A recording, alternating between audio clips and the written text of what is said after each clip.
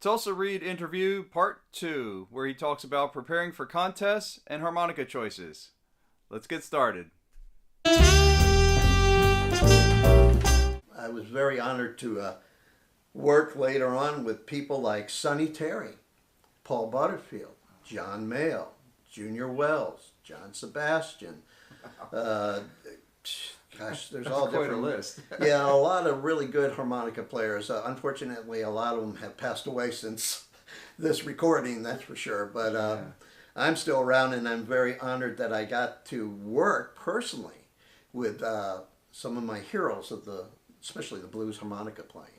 Yeah. Yeah. Did you travel with any of those guys? No. Or you just worked the venues that you were working I, at? I strictly worked on the East Coast. I turned down many offers for tours, and it wasn't just with blues harmonica players. They were the big groups like Grateful Dead, Rolling Stones, all different big acts.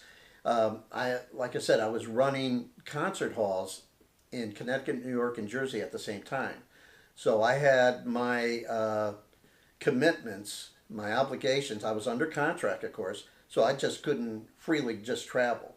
And that was okay, because at the same time I said to myself, I don't want to work a whole year with this artist or that band. I want to keep working with as many artists and bands as possible, because each time I worked with a different recording artist, I was learning something in the business.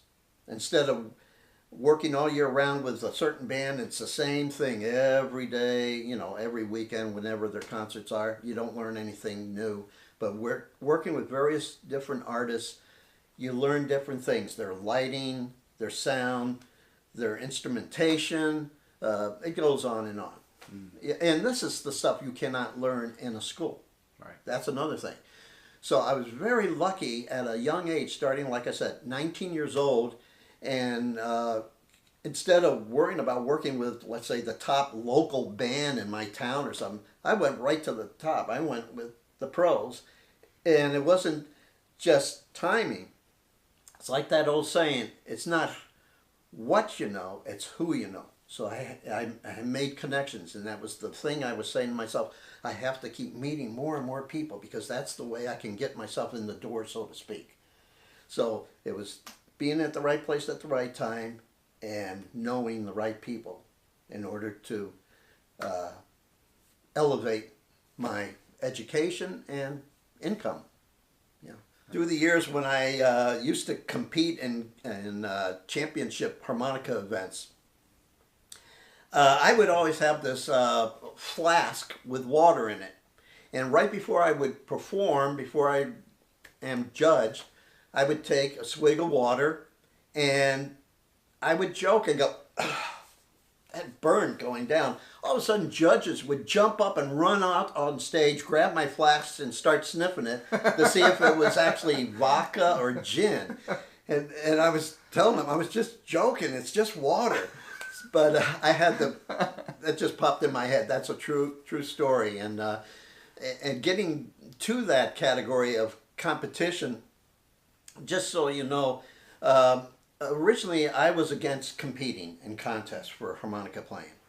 I thought it was like being on a big ego trip to do that. But I was talking to a friend of mine that played various other instruments that had won national championships and all that. And he had told me, he says, Tulsa, you need to get involved in national championships, state championships, see if you can win first place, because if you do, it builds up your resume, it opens the doors for other events, other jobs. And I thought to myself, well, I'll give it a shot. So I was lucky enough to win a lot of championships, state and national championships, and sure enough, it did help. So it wasn't an ego trip by no means for me to do that. And I would never compete again now, because, well, I'm not as young and as good as I used to be. So. But you would recommend it to somebody coming up now to do that, because, like you say, Yeah. it's a good way to make the contacts. It is, and build your resume. and it gives you more self-discipline at the same time, because now you're under pressure. You made a commitment. You are going to be competing, so you better do your homework and you better get prepared for it. But here's the funny thing. Here I am saying you better get prepared for it. For all the championships I've won first place, I never rehearsed for them. I never did any warm-up exercises. And I just walked out on stage, looked at the judges, looked at the crowd, and said to myself, they need to have this type of song. And that's what I would do. I just did whatever came to my mind and I felt like doing. And I pulled it off every time, no mistakes. But I don't recommend that to everybody. That was just me.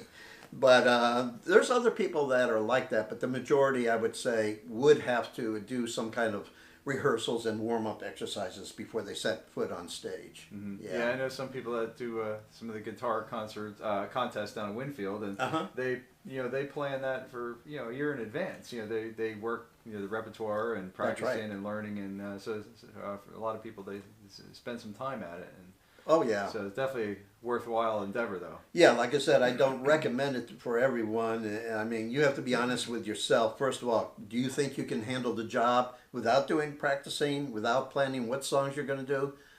And then, do you think your harmonica is up for the job? Because sometimes we could grab our harmonica and all of a sudden there could be a reed that sticks on you and can ruin your whole performance. And so you have to also know, is my harmonica fully broken in to handle the job, especially when I'm being judged. So I had to keep that in mind. Whatever harmonicas I brought with me, I knew were in great shape for whatever songs I wanted to perform on. That's a really great point. That's a good point, because how many times have you go on a gig and you've been using the same harmonica week in, week out on a blues gig, and now all of a sudden your draw 2 breaks or something. Yeah, or old saliva dries up and it's keeping the one reed from vibrating to give you your note, and that's because you didn't have time to clean it out. The thing is, people have asked me a number of times, not just in person at private lessons, but at SPAH harmonica conventions through the years. People would come up to me and go, Tulsa, do you play right out of the box? And what they mean from that expression, do I take the harmonica brand new out of the box and start playing it in concert, or do I do some kind of break-in period with it? And I've been using the majority of the time Lee Oskar harmonicas, and I found that I don't really need to break those in. They're tuned great. I have never had any problems with them, brand new. But there is a point where you have to do a little break-in exercise with the Lee Oskar harmonicas. And that's true with all harmonicas, true. And that is if you're involving bending notes, because now the reeds are going to be responding to a different form of air pressure compared to regular blow, regular draw direction of breathing. Now you're changing the air pressure. Let's say for the draw notes, for bending, you have to suck the air instead of just a normal draw. So the reeds now have to get used to vibrating at a different air pressure. And so there is a break-in period only if you're trying to get your harmonica loosened up for your bending. Oh, yeah. Good point. Good point. I like the Lee Oskar harps as well, and I use them. I use the Honers and the Lee Oskars interchangeably, but but some, just like you do, you have some harmonicas we were talking about earlier that have a certain sound that you might use for a certain type of song, and but not another type of song because it won't have that sound. Right. Yeah. And I just mentioned just a few minutes ago that I use most of the time Lee Oskar harmonicas, and that's true. I'm really dedicated to the Lee Oskar harmonicas. I've been friends with Lee probably 30 years now, and we've performed together in concerts and have teamed up to do harmonica seminars through the years. So I'm not just saying I use Lee Oskar harmonicas because he's a personal friend of mine. That's a true fact. I really enjoy the Lee Oskar harmonicas because they are a nice, clear, bright sounding harmonica. The reed plates don't stick out like a lot of the Hohner harmonicas. And for me, I do a lot of tongue blocking and tongue bouncing on my harmonica. So I need a harmonica that has the reed plates inserted into the comb that aren't sticking out, because if I use, let's say, a Marine Band by Hohner, it's going to feel like a train track going across my tongue, and that's very uncomfortable. So I want a nice, comfortable harmonica. And when diatonic harmonicas first came out with the plastic comb, I thought, oh geez, they look and they probably sound like a toy. So I just steered away from them without even trying them for a few years. And then one day I just decided, well, why not? I'll try one, and I really liked them. And then it was, I would have to say, it was right before Lee Oskar harmonicas came out. I was trying I believe a Special 20 by Hohner. But the Lee Oskar harmonicas, compared to a Special 20 harmonica, is a brighter, louder, cleaner sound than a Special 20. Is a softer volume harmonica. The Lee Oskar harmonicas I found lasted a longer period of time than the Special 20s did. So I immediately started falling in love with the Lee Oskar harmonicas. And Lee sent me a set of harmonicas when he first started his business. He wanted some input on them. So I tried them out and I said, Lee, they sound great, but you need to open the backs up a little bit more because that's where the sound is going to be projecting out. You have them closed off a little too much.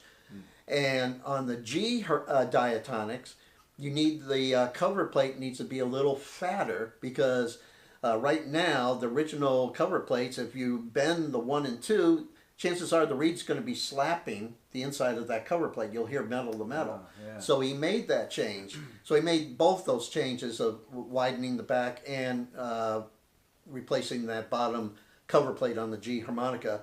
And so that's what I've been using all these years, and I still use the Lee Oskar harmonicas, and they've lasted a long time for me. That's great. Yeah.